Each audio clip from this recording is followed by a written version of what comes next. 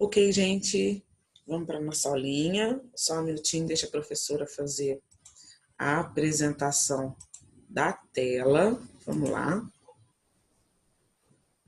Aí, vai ficar esse quadradinho aí, mas eu acredito que não vai atrapalhar a nossa aula de hoje. Então, como a professora já falou para vocês, separem aí o material do Aprender Sempre. Deixa eu já pegar o meu aqui, tá? Ó, materialzinho do Aprender Sempre, certo? Para a gente fazer as nossas atividades de hoje, ok? Então, hoje a gente vai fazer algumas correções. Vocês podem fazer as anotações no próprio caderno do Aprender Sempre, tá bom? E a gente vai dar continuidade na aula do próprio caderno, tá? Então, lá na aula 1, eu acho que o quadradinho aqui com a página, com a filmagem da professora não permite que vocês vejam, mas já abre para mim, por favor, na página 5, tá? A aula 1 é trabalhando com o gênero textual o conto, tá? Essas atividades A, B, C, D, a professora trabalhou de forma diferente para vocês lá no Google Classroom, mas vocês podem aí fazer as anotações no próprio caderno do Aprender Sempre, ok? Eita, o Thor vai latir agora, gente. Vocês me desculpem, mas cachorro late lá fora, o cachorro late aqui dentro, é difícil, certo? Então, só para a gente relembrar, a gente fez a leitura, né, de um fragmento, né, do texto intitulado Maria Angula, né, do conto intitulado Maria Angula. Foi só um pedaço pequeno, né, o fragmento, e a partir daí já tinha as questões lá na página 5 para a gente resolver. Então, vamos resolver essas atividades. Para quem ainda não fez a leitura, né, na aula anterior a professora colocou para vocês o vídeo com a leitura do texto, tá? E também vocês podem aí dar um pequeno stop no vídeo e fazer a leitura do fragmento na página 4 do caderno Aprender Sempre. Aqui a gente precisa fazer uma análise uma análise bem superficial a princípio, né? Sobre esse conto. Então vamos lá, gente. Sobre o texto Maria Angula, que fato motivou a história? O que a gente precisa pesquisar aqui? O que aconteceu? Né? Essa é a pergunta.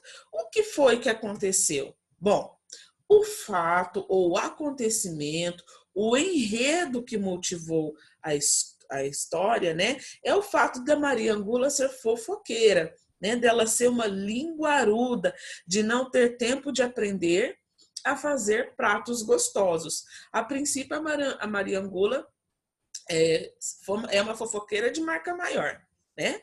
Letra B. Quais são as personagens que participam dessa história? Nesse trecho, lá na página 4 que a gente lê, a gente vê que aparecem 3 personagens. A Maria Angula, que é a personagem principal, o marido dela, que é um personagem secundário, e a dona Mercedes, que também é uma personagem secundária, né? Mas ela já é uma personagem que a gente já sabe o nome, não aparecem as características dela, mas a gente imagina, né? Então são os 2 nomes aí que aparecem no texto. E o marido, que não tem nome, certo? Gente, aonde que esses fatos acontecem lá no texto? Bom, as cenas, elas passam, o cenário, né, é aonde mora a Maria Angula e o marido e a vizinha Dona Mercedes. Não tem ali um local específico, o nome do local, né? Mas pelo menos ali a gente sabe que eles são vizinhos, né? E quando que esses fatos acontecem? No trecho lido, a gente percebe que os fatos ocorrem a partir do momento em que a Maria Angula se casa, que é por volta dos 16 anos de idade, ok?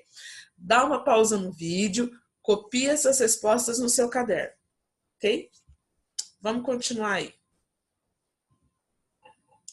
Ainda, passando agora para a aula 2, né, que tem um outro fragmento do texto. A aula 2 começa lá na página 6 e na página 7, que é onde a gente tem mais um trecho do texto Maria Angulla. Só que lá a gente percebe que ele aparece de duas formas. A primeira forma, ele aparece em discurso direto. A segunda forma, ele aparece em discurso indireto. Vamos relembrar, porque a professora pediu para vocês fazerem a pesquisa sobre a diferença entre um e outro, certo? O discurso direto é quando o narrador, né, ou o autor, ele dá voz às personagens. Isso significa que elas conversam entre si. Para isso é necessário uma pontuação, né? Eu preciso do verbo descende, que vocês também já pesquisaram o que ele é, né? O verbo descende é aquele verbo enunciador. Ele abre ele dá a abertura do enunciado seguinte. Por exemplo, quando a professora escreve, o autor escreve, então Maria Angulla disse, : na outra linha, parágrafo travessão. Esse verbo disse, que vem do verbo dizer, ele é um verbo descende. Ele está dando abertura, ele está mostrando para mim que a personagem vai falar na linha seguinte, certo? Então, o discurso direto, ele precisa da pontuação correta e ele precisa do verbo descende, certo? Qual é a pontuação correta? Quando eu uso os 2 pontos, coloco lá na outra linha parágrafo e travessão e escrevo o que foi que a personagem disse, isso é pontuação. Quando eu uso as aspas para identificar a fala da personagem, também é pontuação, certo? Então, o trecho 1, lá na página 6, eu tenho discurso direto, página 6 e início da página 7, onde as personagens conversam. E lá no finalzinho da página 7, eu tenho um discurso indireto, onde o narrador, o autor, conta os fatos, né? Dessa maneira, ele não utiliza a pontuação para mostrar que as personagens estão conversando, certo? Bom, agora nós vamos para a página 8, né? Os exercícios A, B e C. Então, aqui a gente precisa fazer uma leitura um pouco mais profunda da análise da narrativa. Então, acompanhe comigo a leitura da alternativa. Letra A. Durante as leituras dos 2 trechos, vocês encontraram semelhanças, diferenças ou os 2? Então, gente, dá uma pausinha no vídeo. Faça novamente a leitura da página 6 e da página 7. Lembrando que a professora já realizou essa leitura na atividade anterior. Se você quiser, você também pode acessar o vídeo, ok? Bom, aqui a gente precisa entender se esses textos se assemelham ou se diferem. É o mesmo fato? Sim, meus amores, é o mesmo fato, né? A história só está sendo contada de forma diferente, mas é o mesmo fato, ok? Letra B. Que diferenças vocês notaram quando comparam o trecho 1 com o trecho 2? Essa diferença causa algum efeito na leitura? Uma pergunta importante. Nós identificamos na alternativa A que os textos têm semelhanças e diferenças. Vamos primeiro às semelhanças. A semelhança é que os 2 contam o mesmo fato. E a diferença é a estrutura. No trecho 1, há discurso direto. No trecho 2, há discurso indireto. Então, bora lá. No trecho 1, o narrador não aparece o tempo todo. Não indica quem está falando, né? Ou seja, o narrador dá voz às personagens. No trecho 2, o narrador indica quem está falando e descreve, olha que palavra importante, descreve as ações e estado psicológico das personagens. Ele simplesmente conta os fatos, certo?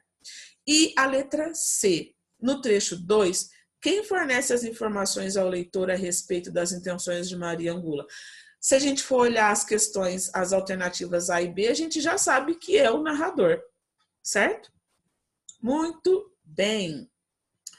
Agora, nós vamos para a aula 3, a gente já fez aí a correção, né, da atividade anterior. Agora nós vamos para a aula 3, na página 9, que é o reconhecendo o cenário das narrativas de mistério. Gente, vocês conseguem reconhecer um cenário de uma narrativa de mistério, mistério e assombração? Então, agora eu tenho uma atividade para vocês realizarem. Analise as imagens e classifique quais delas fazem parte de contos de mistério ou assombração. Bora lá? Junto comigo. Imagem 1.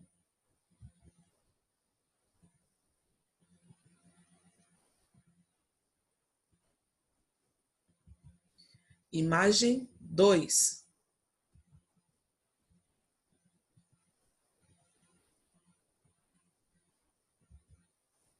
Imagem 3.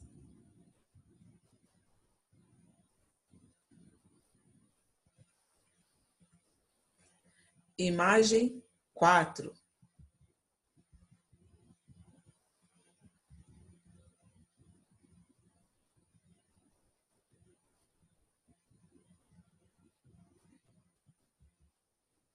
Imagem 5.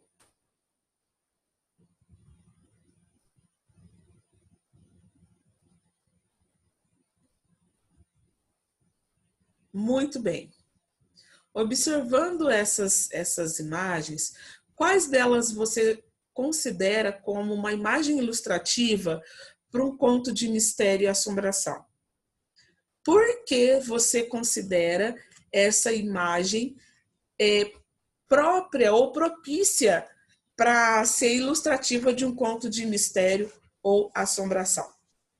Bom, essa resposta vocês vão dar para mim lá no Google Classroom, realizando a atividade da página 10, ok? Um abraço para todos vocês. A professora termina a nossa aula aqui. Até a próxima. Tchau, tchau, gente.